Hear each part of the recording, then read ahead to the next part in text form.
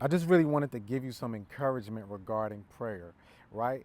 Because last week, while I was spending some time with God and I was in my word, I was in John, nearing the end soon, right?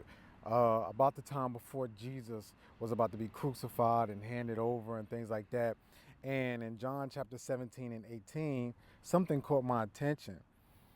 John chapter 17, Jesus prayed for himself. Then he went on to pray for the disciples. And then he also went on to pray for future believers. And it's really caught my attention because I'm like, wow, thinking about Jesus praying. Like, out of all people, I'm like, this is Jesus praying here. And one thing I noticed, I was like, wow, his prayer was just so simple, right?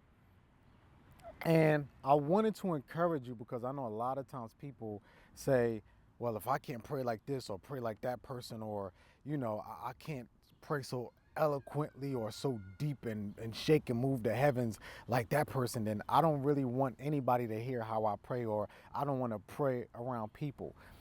But I want to let you know God doesn't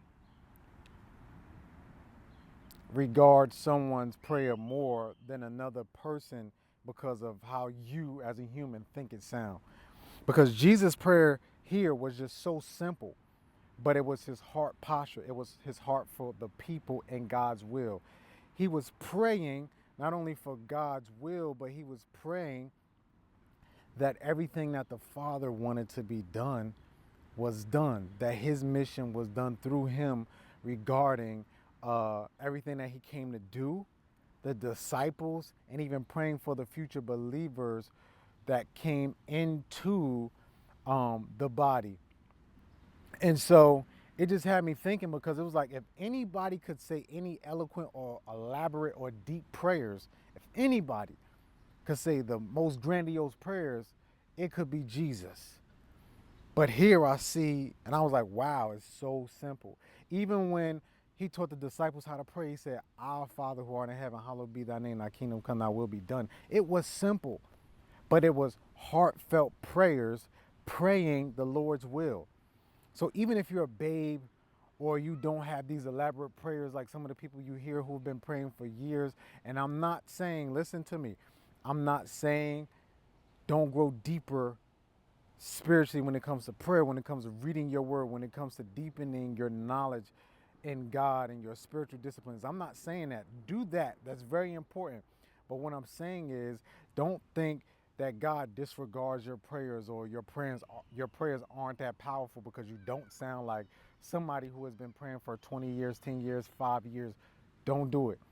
Even if you've been in Christ sometime and you feel like your prayer is not where it should be, just know here, Jesus was very simple, but it was about his heart posture. It was his heart towards the things that he was praying about, and also just praying the Lord's will. So keep that in mind and let that be the thing that you find of importance, and not if you can sound like you can outpray somebody or pray just like this person. Because again, God is not looking for you to sound eloquent to accept your prayers or for your prayers to be powerful. It's about your heart posture and learning to be in God's will and pray his will and seeking him. So be encouraged when it comes to your praying. Your praying is very powerful. I don't care if you got saved yesterday.